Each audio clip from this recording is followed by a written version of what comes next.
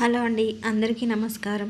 10వ తరగతి అనుభవాలను, అనుభూతులను ఎంత వర్ణించినా తక్కువే.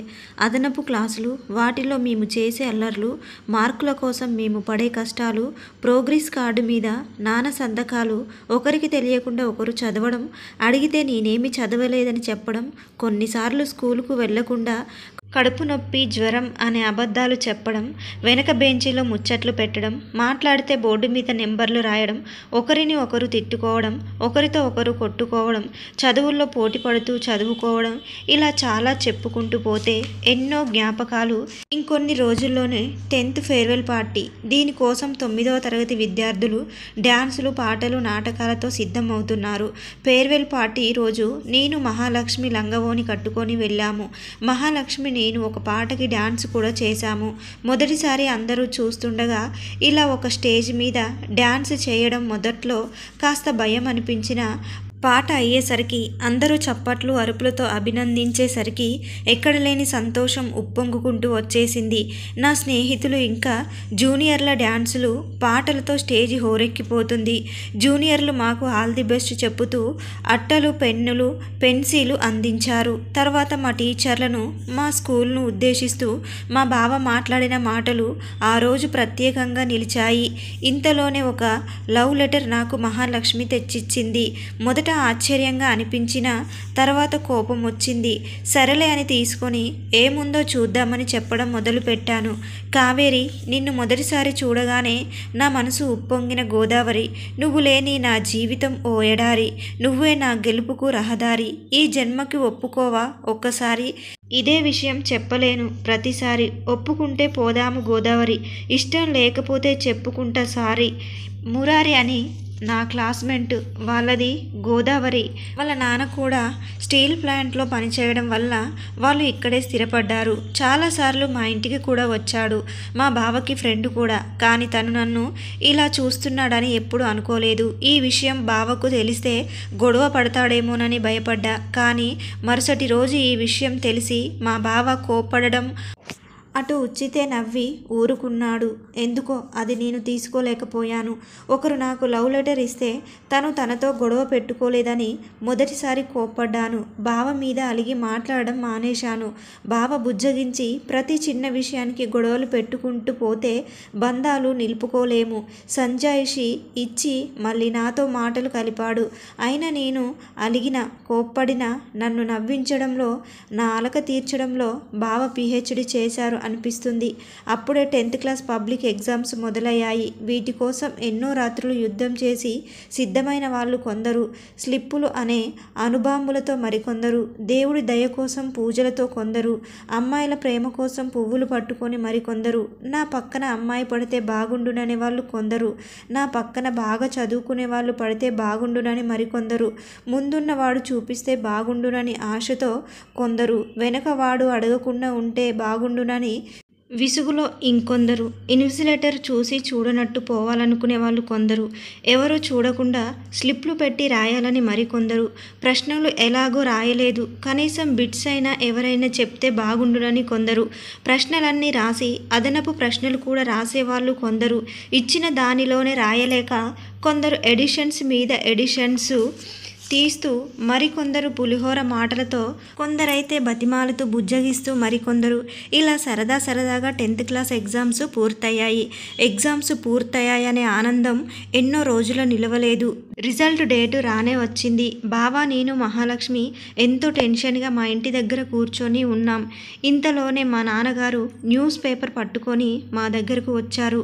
ఇంక నెంబర్లు వెతకడం మొదలు పెట్టాము. మా బావ నెంబరు, నా నెంబరు, మహాలక్ష్మి నెంబరు ముగ్గురివి ఉండడం చూసి ఊపిరి పీల్చుకున్నాము. మరుసటి రోజు మా పాఠశాలలో టాపర్ను ప్రకటించారు. మేము మహాలక్ష్మి కానీ మా బావ కానీ ఖచ్చితంగా టాపర్ అవుతారు అనుకున్నాము. కానీ విచిత్రంగా గోదావరి అబ్బాయి మురారి మొదటి ర్యాంకు సాధించాడు. అది చూసిన మా బావ ఒక్క 4-5 రోజులు భోజనం చేయడం మాతో మాట్లాడడం మానేశాడు. నాకే విచిత్రంగా అనిపించింది. అసలు మురారి అంత పెద్దగా చదవడు, కానీ అన్ని మార్కులు ఎలా వచ్చాయి అని. తర్వాత తెలిసింది తన పక్కనున్న అబ్బాయి దాంట్లో చూసి రాయడం వల్ల సాధించిన ర్యాంక్ అని. మా బావకు ధైర్యం చెప్పి ఈ మార్కులు జీవితాన్ని మార్చలేవని, మనం చేరుకోవలసిన గమ్యం వేరే ఉందని చెప్పి తనతో అన్నం తినిపించి నిద్రపుచ్చాను. మన జీవితంలో కొన్ని ఒడిదొడుకులు ఎదురైనప్పుడు ధైర్యం కోల్పోకుండా పోరాడితే మరల నిలబడే అవకాశం ఖచ్చితంగా వస్తుంది. కొద్ది రోజులకే కాలేజ్ డేస్ మొదలయ్యాయి. ఏం మారుతుందో తెలియదు, కానీ కాలేజ్ అనగానే అందరికీ ఏదో తెలియని స్వేచ్ఛ.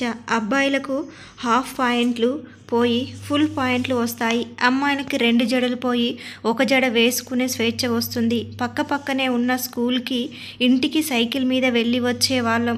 ఇక ఇప్పుడు బస్సులో వెళ్ళడం మొదలైంది. ఏమైందో ఏమో, అప్పటి వరకు అబ్బాయిలు అమ్మాయిలు వేరుగా కూర్చునే బస్సులో అమ్మాయిలు అబ్బాయిలు పక్క పక్కనే కూర్చొని ముచ్చట్లు పెట్టడం, బస్సు వెళ్ళేంత వరకు ఆగి దాని వెనుక పరిగెత్తుతూ ఎక్కి హీరోల ఫోజులు కొట్టడం. ఇంకా నాకు నవ్వొచ్చిన విషయం ఏంటంటే అబ్బాయిలు హెయిర్ స్టైల్ కూడా మారిపోయాయి. మీకు ఇంకో విషయం చెప్పనా? నేను మహాలక్ష్మి బావ ఒకే కాలేజీలో జాయిన్ అయ్యాం. స్కూల్లో చదివినన్ని రోజులు స్కూల్ విలువ తెలియలేదు, కానీ కాలేజీకి వెళ్ళగానే స్కూల్లో గడిపిన రోజులే బాగుండేవి అనిపించడం మొదలైంది. ఎందుకో మరి కాలేజ్ అనగానే క్లాసులో కూర్చునే వాళ్ళ కన్నా బయట తిరిగే వాళ్ళే ఎక్కువ కనిపిస్తున్నారు. బుద్ధిగా చదువుకోవడానికి వచ్చిన వాళ్ళ కన్నా అమ్మాయిల్ని ఏడిపించడానికి వచ్చిన వాళ్ళే ఎక్కువ ఉన్నారు. ఎంతో శ్రద్ధ తీసుకొని పక్కనే కూర్చొని మరి పాఠాలు చెప్పే మాస్టర్లకు తన పాఠాలు తాను చెప్పుకు వెళ్ళిపోయే లెక్చరర్లకి చాలా తేడా ఉందనిపించింది. కానీ ఒకటి మాత్రం గమనించాను. పుస్తకాలు గాడిదలాగా మోసే నేను కాలేజీ అనగానే వాటి బరువు చాలా తగ్గించేశా. ఇంకా ఘోరం ఏంటంటే అబ్బాయిలు ఒకే ఒక పుస్తకం పెట్టి అన్నీ అందులోనే రాస్తూ దాన్నే ఆల్ ఇన్ వన్ గైడ్లా ఫీల్ అవుతూ ఉండేవారు. కాలేజ్ డేస్ అంటే భయం పోకముందే మొదటి సంవత్సరం పబ్లిక్ ఎగ్జామ్స్ మొదలవ్వడం పూర్తవ్వడం అన్నీ అయిపోయాయి. మళ్ళీ సమ్మర్ హాలిడేస్ మొదలయ్యాయి. కానీ ఈసారి మా అమ్మమ్మ వాళ్ళ ఊరు నేను వెళ్ళడం లేదు. మా అమ్మమ్మకు బాగోలేకపోవడం వల్ల, మా నాన్నగారు ఆఫీస్ వర్క్లో బిజీగా ఉండడం వల్ల నేను ఇంటి దగ్గరే ఉండవలసి వచ్చింది. మా బావ మాత్రం ఏం చక్కగా తన ఊరు వెళ్ళిపోయాడు. రోజులన్నీ చాలా భారంగా గడుస్తున్నాయి. అమ్మమ్మను, రాధను, బావను చాలా మిస్ అవుతున్నాను. ఎందుకో ఒంటరిని అనే భావన నాలో మొదలైంది. అమ్మకి ఆరోగ్య పరిస్థితి బాగా లేకపోవడం వల్ల ఇంటి పని, వంట పని కూడా సరిగ్గా చేసుకోలేకపోతుంది. ఇంక ఇప్పుడు ఏమీ తోచక అమ్మకు సహాయం చేయాలనిపించింది. ఆలస్యం చేయకుండా మహాలక్ష్మిని పిలిపించి అప్పుడు మొదలుపెట్టాను నా వంటల ఎక్స్పెరిమెంట్స్. ఇంకా ఆ బాధలు ఏమని చెప్పుకోను. ఒకరోజు చెయ్యి కాల్చుకొని, ఒకరోజు కూరలో ఉప్పు ఎక్కువ వేసి, ఒకరోజు ఉడకకుండా దించేసి, అబ్బో ఇలా చాలానే బాధలు పడ్డాక చివరికి నాకు వంట చేయడం వచ్చేసింది. నాకు వంట వండడం వచ్చిందో లేదో మా అమ్మ ఆ రోజు నుండి రెస్ట్ తీసుకొని మొత్తం వంట పనిని నాకే అప్పగించింది. అప్పుడు అనిపించింది అనవసరంగా తొందరపడి నేర్చుకున్నానేమోనని. ఇంతలోనే సెలవులు ముగిశాయి. మా బావ ఊరి నుండి ఇంటికి వచ్చేశాడు. అనుకోకుండా ఒకరోజు అమ్మా నాన్న వేరే ఫంక్షన్కి వెళ్ళవలసి వచ్చింది. బావకి నాకు వండుకోమని అమ్మ చెప్పింది. అంతలోనే బావ తన వంట తిని నాకు ఏం కాదు కదా అత్తయ్య, ఎందుకైనా మంచిది వెళ్ళే దారిలో డాక్టర్కి చెప్పి వెళ్ళండి అని వెటకారంగా అన్నాడు. లేదు, తను బాగానే వంట చేస్తుంది, ఈరోజు తిను విజయ్, బాగుంటుంది అని చెప్పి అమ్మ నాన్న బయలుదేరారు. ఇంకా ఇంట్లో బావ నేనే ఉన్నాం. వయసు రావడం వలనో, బావ చాలా రోజులు దూరంగా ఉండడం వలనో తెలియదు కానీ ఏదో తెలియని ఫీలింగ్స్ నాలో మొదలయ్యాయి.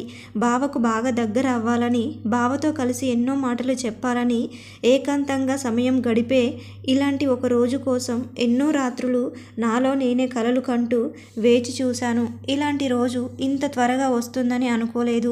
ఇంతలోనే బావ నాకు పని ఉంది అని బయటికి వెళ్ళి వస్తాను అని చెప్పి నన్ను ఒంటరిగా వదిలి వెళ్ళిపోయాడు. నేను ఇంకా వంటల్లో బిజీ అయ్యి బావకి ఇష్టమైన వంటలన్నీ సిద్ధం చేశాను. ఇంతలోనే బావ ఇంటికి చేరుకున్నాడు. ఇంక నేను వండినవన్నీ వడ్డించేటప్పుడు బావ చాలా ఆనందంగా ఉన్నాడు. నేను చేసిన వంటలు తిని ఏమో అనుకున్నాను, కానీ చాలా బాగా వండావు, నిన్ను చేసుకునేవాడు చాలా అదృష్టవంతుడు అనేసరికి మనసులో ఆ అదృష్టవంతుడివి నువ్వే బావా అనుకొని నాలో నేను సంతోషపడిపోయాను. అయినా మనకు కాబోయే వారికి మన చేతులతో మనమే వండి మొదటిసారి పెట్టినప్పుడు అందులో ఉండే ఆనందమే వేరు. ఇంతలోనే అమ్మ నాన్న ఇంటికి చేరుకున్నారు. వాళ్ళ ఇంటికి వచ్చేసరికి మేము నిద్రపోయాము. మరుసటి రోజు నుండి సెకండ్ ఇయర్ తరగతులు మొదలయ్యాయి. యథావిధిగా నేను, మహాలక్ష్మి, బావ కాలేజీకి వెళ్ళాం. సెకండ్ ఇయర్ ఆ రోజే మొదలవ్వడం వల్ల అనుకుంటా ఎవరు పెద్దగా క్లాస్కు రాలేదు. ఇంకా నేను, బావ, మహాలక్ష్మి సినిమాకి వెళ్ళడానికి సిద్ధమయ్యాం. మొదటిసారి ఇలా కాలేజీ వచ్చి క్లాసులు బంకు కొట్టి సినిమాకు వెళ్ళడం మొదట భయమేసిన బావతోనే కదా అనుకొని ఆనందం పడిపోయాను. ముగ్గురికి టికెట్లు తీసుకొని హాల్ లోపలికి వెళ్ళాము. విచిత్రం ఏమిటంటే మా వరుసలో అందరూ అమ్మాయిలే ఉండడం వల్ల మా బావకి సిగ్గు అనిపించడంతో మా బావ నాకు, మహాలక్ష్మికి మధ్యన కూర్చోబెట్టుకొని సినిమా చూడడం మొదలుపెట్టాము. మేము వెళ్ళింది ఒక ప్రేమ కథ చిత్రానికి. దాంట్లో హీరో హీరోయిన్ కూడా బావ మర్దళ్ళు. వాళ్ళని చూస్తూ నన్ను, మా బావని ఊహిస్తూ సినిమా చూస్తూ ఉంటే చెప్పుకోలేని ఎన్నో భావాలు నా మదిలో ఉండిపోయాయి. కొన్ని సన్నివేశాలలో మా బావపై తలపెట్టి గట్టిగా నవ్వుకున్న ఆ రోజు నా జీవితంలో మర్చిపోలేని రోజు. చాలా ఎంజాయ్ చేశాం. ఎందుకో బావకు చాలా దగ్గర అయిపోతున్నాను. తను లేకుండా రోజులు ఊహించుకోలేకపోతున్నాను. బహుశా దీనినే ప్రేమ అంటారేమో. కొన్ని రోజుల తర్వాత ఒకరోజు ఎందుకో మహాలక్ష్మి కాలేజీకి రాలేదు. ఏమైందో తెలియదు. బావ నన్ను మహాలక్ష్మి గురించి అడిగితే నాకు తెలియదని చెప్పాను. అదే రోజు ఇంటర్మీడియట్ రిజల్ట్ వచ్చాయి. ఈసారి మా బావ కాలేజీ మొదటి ర్యాంకు సాధించాడు. నాకు చాలా ఆనందం అనిపించింది. కానీ మా బావ మాత్రం ఎందుకో ఆనందంగా లేడు. ఏమైందో నాకు అర్థం కాలేదు. కానీ తనకి వచ్చిన మార్కులు తక్కువని భావించి తనలో తాను బాధపడుతున్నాడేమో అనుకున్నాను. కాలేజీ విడిచిపెట్టగానే నేరుగా మహాలక్ష్మి ఇంటికి తీసుకొని వెళ్ళాడు. అప్పుడు తెలిసింది మహాలక్ష్మి జ్వరంతో బాధపడుతుందని, అందుకే కాలేజీకి రాలేదని. మా బావ తనకు వచ్చిన రిజల్ట్ గురించి, అదేవిధంగా మహాలక్ష్మికి సెకండ్ ర్యాంకు వచ్చిందనే విషయం గురించి చెప్పాడు. దానికి మహాలక్ష్మి మా బావను విష్ చేయగానే మా బావ మొహం ఒక్కసారిగా 1000 వాట్స్ బల్బులా వెలిగిపోయింది. సరేలే, మార్కుల గురించి ఆలోచించకుండా తనకు వచ్చిన మార్క్స్ కోసం ఆనందించాడని నేను కూడా హ్యాపీగా ఫీల్ అయ్యి అక్కడ నుంచి ఇంటికి బయలుదేరాం. మా అమ్మ వాళ్ళు బావకి ఫస్ట్ ర్యాంకు రావడం వల్ల చాలా ఆనందంగా ఫీల్ అయ్యారు. తను మా ఇంట్లో ఉంటూ మా అమ్మ నాన్నకి పేరు తీసుకొచ్చాడని ఆనందంగా ఫీల్ అయి మా కాలనీలో మిఠాయిలు పంచారు. బావ సక్సెస్ అయినందుకు అమ్మా నాన్నలతో మిఠాయిలు తింటే నేను మాత్రం అమ్మా నాన్నతో తిట్లు తిన్నాను. అయినా నేను పట్టించుకోలేదు. ఎందుకంటే ర్యాంక్ వచ్చింది మా బావకే కదా, నాకు కాబోయే వాడికే కదా అని హ్యాపీగా ఫీల్ అయ్యా. తెలియకుండానే పెద్దవాళ్ళం అయిపోతున్నాం. చిన్న చిన్న ప్రేమ కథలు, ఎన్నో చిలిపి చేష్టలు, క్లాసులు బంకు కొట్టడం ఇలా గడిచిపోతున్న సమయంలో ఈసారి మహాలక్ష్మికి ఒక లవ్ లెటర్ వచ్చింది. అది తీసుకొని తను నా దగ్గరికి వచ్చింది. ఎవరో కానీ చాలా సీరియస్గా మహాలక్ష్మిని ఇష్టపడుతున్నారని అర్థమైంది. మహాలక్ష్మి, నీతో ఎన్నో విషయాలు చెప్పాలని ఉంది, కానీ ఎక్కడ మొదలు పెట్టాలో, ఎలా మొదలు పెట్టాలో కూడా తెలియడం లేదు. నీపై నా ప్రేమను వర్ణించడానికి పదాలు కూడా దొరకడం లేదు. మొదటిసారి నిన్ను చూసినప్పుడు నువ్వు నా సొంతమైతే బాగున్ను అనుకున్నా. నువ్వు ఒప్పుకుంటే నీతో 7 అడుగులు నడవాలనుకున్నా. నీలో నాకు ఏమి ఇష్టమని అడిగితే చెప్పడానికి, రాయడానికి నా దగ్గర అక్షరాలు కూడా లేవు. నీ అందాన్ని వర్ణించలేను. నీతో జీవితాన్ని వదులుకోలేను. నువ్వు ఒప్పుకుంటావని ఆశతో ఎదురు చూడడం తప్ప నీకు ఎదురుగా వచ్చి మాట్లాడే ధైర్యం నాకు లేదు. ఒకటి మాత్రం నిజం, సీత కోసం రాముడు విల్లు విరిస్తే నా మహాలక్ష్మి కోసం నా ప్రేమ హరివిల్లువై విరుస్తుంది. లెటర్ ఎవరు రాశారో కూడా తెలియదు. మహాలక్ష్మి బ్యాగ్లో పెట్టి వెళ్ళిపోయారు. ఈ లెటర్ చదివిన నేను నిజంగా మహాలక్ష్మి అదృష్టవంతురాలని అనుకున్నాను. తనపై ప్రేమ వర్ణించలేనంత అందంగా ఆ లెటర్లో తెలియజేశారు. కానీ మహాలక్ష్మి విషయాన్ని చాలా పెద్దది చేసింది. ప్రిన్సిపల్కు పేరెంట్స్కు కంప్లైంట్ ఇచ్చి మా బావ కూడా ఈ లెటర్ విషయంలో చాలా సీరియస్ అయ్యాడు. ఇలా లెటర్లు రాయడం ఏంటి, ఏదైనా ఉంటే ముందుకొచ్చి మాట్లాడాలి అని కోపంగా అన్నాడు. ఎందుకో నాకు మా బావ మాటలు విచిత్రంగా అనిపించాయి. నాకు లవ్ లెటర్ వచ్చినప్పుడు నవ్వి ఊరుకున్న మా బావ ఇప్పుడు మాత్రం కోపంతో రగిలిపోయాడు. బావ మెచ్యూరిటీ మారిందో లేక నా మెచ్యూరిటీనే తగ్గిందో అర్థం కాలేదు, కానీ నేను బావలో వేరొక మనిషిని చూశాను.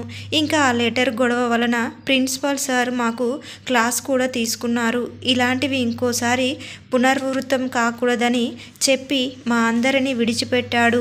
నేను ఏడుస్తున్న మహాలక్ష్మిని ఓదార్చి, అయినా ఇంత చిన్న విషయానికి అంతలా ఎందుకు రియాక్ట్ అయ్యావు? నీపై ఇష్టాన్ని ఒకరు తెలియజేసినప్పుడు ఆనందంగా ఫీల్ అవ్వాలి, కానీ ఇలా ఎప్పుడూ రియాక్ట్ అవ్వకూడదని చెప్పి తనను ఓదార్చి అక్కడ నుంచి మా ఇంటికి వచ్చాను. చాలా ఆలోచనలతో ఆ రోజు రాత్రి సరిగ్గా నిద్ర పట్టలేదు. ఇంతకీ ఆ లెటర్ ఎవరు రాశారు? రాసిన వాళ్ళు తన పేరెందుకు రాయలేదు? ప్రేమిస్తే ఎందుకు ధైర్యంగా ముందుకొచ్చి చెప్పకుండా ఆగిపోయాడు? ఇలా ఎన్నో ప్రశ్నలు నన్ను ఆలోచనలోకి పెట్టేశాయి. ఆ ఒక్క లవ్ లెటర్ మా కాలేజీలో చాలా రూల్స్ మార్చేసింది. అప్పటి వరకు ఆడుతూ పాడుతూ గడిచే రోజులు ఒక్కసారిగా చాలా సీరియస్గా మారిపోయాయి. ఇవన్నీ ఒక లెటర్ మార్చేసింది. మాలో మేము నవ్వుకున్నాం. ఇంతలోనే సంక్రాంతి సెలవులు వచ్చేశాయి. 10 రోజుల పండుగ సెలవులకు అమ్మమ్మ వాళ్ళ ఊరు వెళ్దామని అమ్మని నాన్నని రిక్వెస్ట్ చేశా. వేసవి సెలవులకు ఎలాగో పంపించలేదు, కనీసం పండుగ సెలవులకైనా వెళ్ళి వద్దామని అడగగానే అమ్మ నాన్న కూడా సరే అన్నారు. ఇక అందరం పండుగ సెలవులకు మా అమ్మమ్మ వాళ్ళ ఊరు బయలుదేరాము. ఏంటో విచిత్రంగా బస్సులు, ట్రైన్లు, రోడ్లు ఏవి కూడా ఖాళీగా లేవు. ఎక్కడ చూసినా జనసంద్రం. అప్పుడు అనిపించింది సంక్రాంతి అంటే పల్లె పండుగ. దీనికోసం ఎక్కడెక్కడి నుంచైనా తమ సొంత గ్రామాలకు చేరుకొని పండుగని సందడిగా జరుపుకుంటారని. ఇంకా ఎలాగో నిలబడి బస్సులోనే మా అమ్మమ్మ వాళ్ళ ఊరు వచ్చేసాం.